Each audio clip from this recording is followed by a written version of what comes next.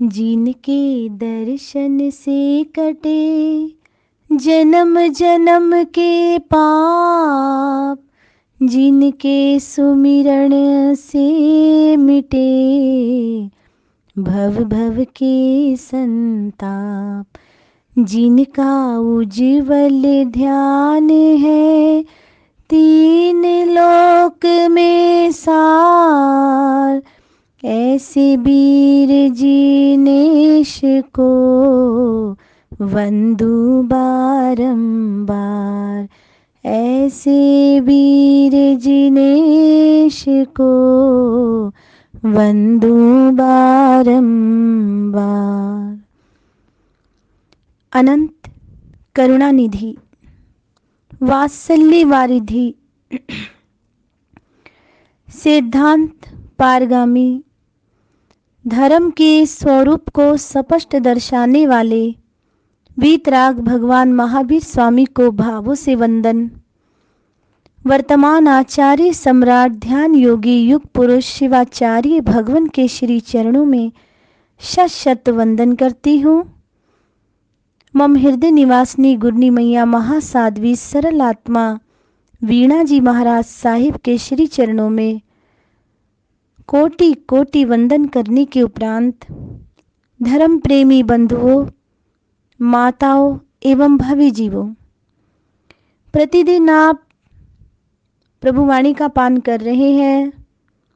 I hope कि मैं उम्मीद करती हूँ कि आप सुने हुए में से कुछ ना कुछ तो आचरण में अवश्य में लेंगे और लेना भी चाहिए। वीतराग भगवान की वाणी है कि सुने हुए को चिंतन में लेना, आचरण में लेना हमारी निजातम कल्याण का मार्ग है। कहा जाता है असंभव को भी संभव करे आत्मविश्वास। गौर से सुनना कि असंभव को भी संभव करे आत्मविश्वास।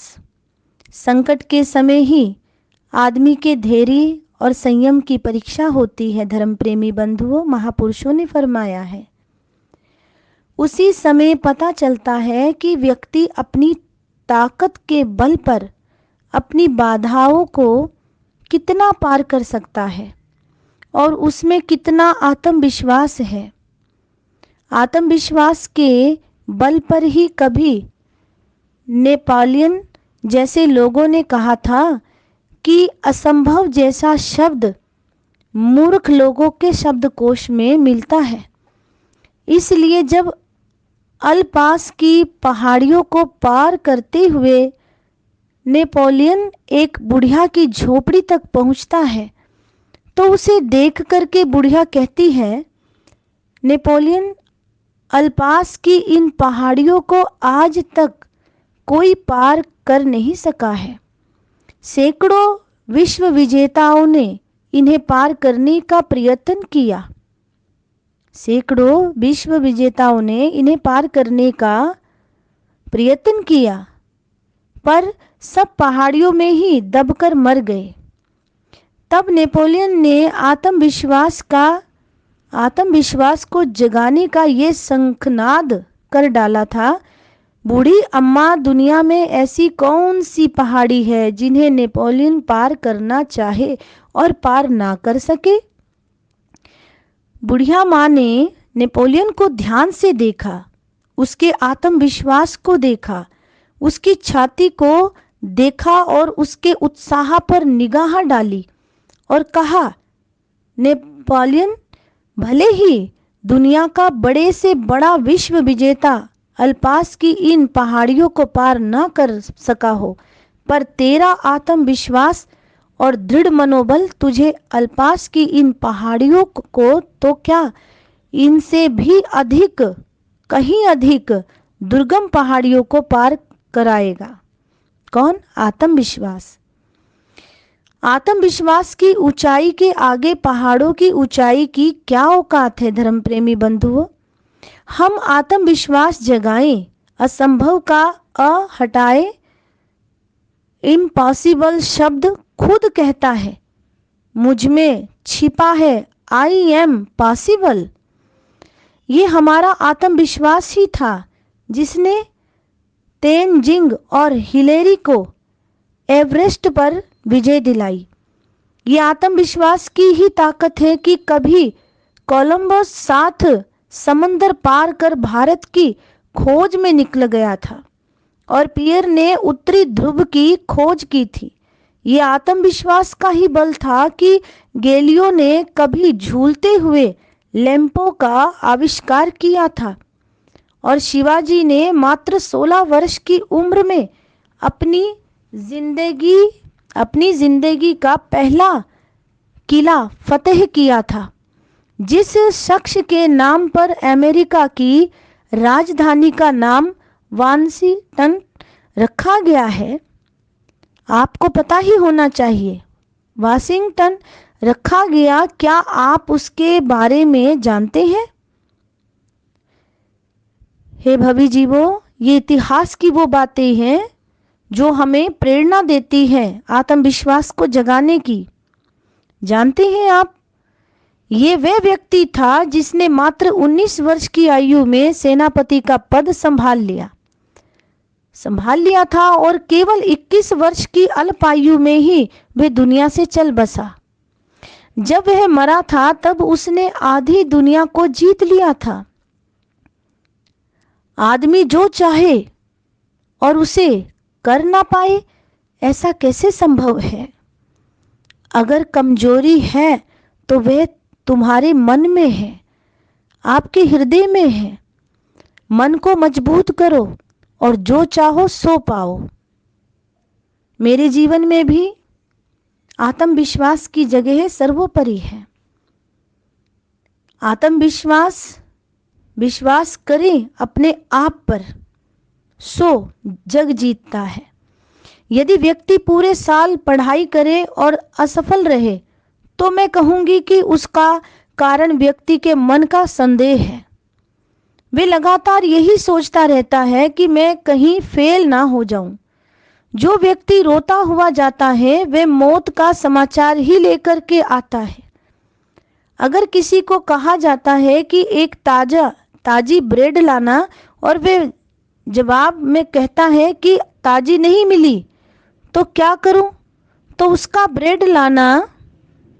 ब्रेड लाना संदेहास्पद है। ताजी और बासी की बात तो दुकान पहुंचने के बाद समझने की है। जिस व्यक्ति ने कार्य के शुरू में ही सवालिया निशान लगा दिया है, वे कार्य को कभी सफलता से नहीं कर सकता। उसे तो बस बासी ब्रेड ही नसीब होगी, बासी रोटी ही नसीब होगी। अगर उसे ताजी ब्रेड या रोटी मिल भी जाए तो भी उसके मन का संदेह तो बना ही रहेगा कि कहीं ये बासी तो नहीं है। घर आकर जब पापा पूछेंगे, बेटा ब्रेड ताजी तो है? पापा पूछे कि बेटा ब्रेड ताजी तो है ना? तब उसके मन का संदेह उसे जवाब भी नहीं देने देगा। वे कहेगा कि उसने तो ताजी ही कहा है, पर उसकी वाणी कमजोर हो जाएगी, जुबान बोल नहीं सकेगी क्योंकि उसका मन कमजोर हो गया है। और जहां मन कमजोर हो जाता है वहां फेल ही होना है। जिसका अपने आप पर यकीन नहीं, उसकी जिंदगी हसीन नहीं। जो अपने आप पर विश्वास नहीं रखता है, वे कभी आसक्ति नहीं हो सकता है, वह आस्तिक नहीं हो सकता। वे व्यक्ति नास्तिक है। मैं कहना चाहूंगी कि विश्वास करो अपने आप पर। प्रकृति ने हमें कितना कुछ दिया है। हर व्यक्ति को संपन्न बनाकर भेजा है। यहाँ कोई व्यक्ति कितना कुछ दिया है, कोई व्यक्ति गरीब नहीं है। यदि हमारे मन में हीनता की ये ग्रंथि पनप गई कि मैं गरीब हूं, तो मैं कहती हूं आप अपनी एक टांग मुझे दे दो, आप 1 लाख रुपए मिल जाएंगे। ऐसा महापुरुष फरमाते हैं कि तुम अपना एक गुर्दा दे दो, तुम्हें 2 लाख रुपए मिल जाएंगे। तुम अपना दिल बेच दो, तुम्हें 5 लाख रुपए मिल जाएंगे। तुम अपनी एक आंख दे दो, एक आंख दे दो तो दुनिया तुम्हें 10 लाख रुपए दे सकती है। आप प्रकृति ने मालदार बनाया है आपको। मां प्रकृति का एहसान मानना है। आपकी पुण्य कर्म उदय थे, आपको सब कुछ मिला। आप मन में हीनता की ग्रंथि क्यों रखते हैं? अपने आप को ओछा क्यों समझते हो? आत्मविश्वास का मतलब है खुद को ओछा नहीं, अच्छा समझो, राइट समझो, गुड समझो। एक बहुत प्रसिद्ध पहलवान हुए। एक वार्ता, एक दृष्टांत आपके समक्ष अवश्य में रखूंगे, जिससे मेरे शब्द स्पष्ट होंगे। एक बहुत प्रसिद्ध पहलवान हुए धर्म प्रेमी बंधुओं, जिनका नाम था ओनामी। वे जापान के नामी सुमो पहलवान थे। उनके जीवन का एक प्रसंग है। कहते हैं जब ओनामी घर के अखाड़े में उतरता था तो सबको धूल चटा देता था, लेकिन जब वह ओनामी जनता के सामने अखाड़े में उतरता तो वह अपने चेले चपाटों से भी हार जाता था। आखिरकार ओनामी ने एक झेन टीचर की तलाश की, जिसका नाम था हाकुइन। गौर से सुने, जिसका नाम हाकुइन था। उसने हाकुइन को अपनी समस्या बताई। हाकुइन ने कहा, अरे तुम ऐसा सोचते हो, तुम तो सागर की एक महान तरंग हो। चलो मैं तुम्हें तुम्हारी शक्ति देता हूं। अगर दिशा निर्देश देने वाला अच्छा मिल जाए तो अवश्य में दिशा भी मिल जाती है। ऐसा कहते हुए वह उस पहलवान को अपने ध्यान कक्ष में ले गया। कौन ले गया धर्म प्रेमी बंधुओं? हाकुइन अपने ध्यान कक्ष में ले गया ओनामी को और उससे कहा, तुम यहां बैठो और अपनी पलकें झुकाकर लगातार इस तत्व को अपने भीतर देखो और पहचानो कि तुम सागर की महातरंग हो। ओनामी बैठ गया, पर उसे लगा कि उसे कुछ भी नहीं मिल रहा है और उसके दिमाग में फालतू विचार ही आ रहे हैं। पर जैसे ही वह उठने की सोचता, उतने में हाकुइन आ जाते और कहते, you are a great wave, तुम तो सागर की महातरंग हो। ऐसा करते करते 1 घंटा बीत गया, 2 घंटे बीते और पूरे 4 प्रहर बीत गए। अब हाकुइन ओनामी को फिर ध्यान कक्ष में देखने आए। उन्होंने पाया कि अब उसके चेहरे पर एक दिव्य आभा उभर आई है। हाकुइन ने अपने ध्यान में देखा कि वह हकीकत में सागर की महातरंग बन चुका है, जिसकी चपेट में यह सराय, मठ, गांव, देश और दुनिया सब कुछ आ चुके हैं। हाकुइन ने उसकी पीठ थपथपाते हुए कहा, जाओ, अब मैं देखता हूं कि तुम्हें कौन हरा सकता है। हाकुइन ने उसे कुछ भी नहीं दिया, पर अपने शब्दों और वाणी से उसके खोए हुए आत्मविश्वास को लौटा दिया, सेल्फ कॉन्फिडेंस को लौटा दिया। कहते हैं कि तब उस सुमो पहलवान को परास्त करने वाला दूसरा कोई जन्म ना ले पाया। ये होता है धर्म प्रेमी बंधुओं आत्मविश्वास। तो जैन दर्शन में भी हमारे वीतराग भगवान ने आत्मविश्वास को ही जागृत रखने की प्रेरणा दी है, और ये आत्मविश्वास के कारण ही हमारा जीवन सर्वोपरि और श्रेष्ठ हो सकता है। हमारा मनुष्य जन्म है और इस मनुष्य जन्म में जब तक हम सही कर्तव्य को प्राप्त नहीं होंगे, अपने लक्ष्य को नहीं पहचानेंगे, अपने मूल को नहीं जानेंगे, तो व्यर्थ में ही निसार में हम भ्रमण करते रहेंगे।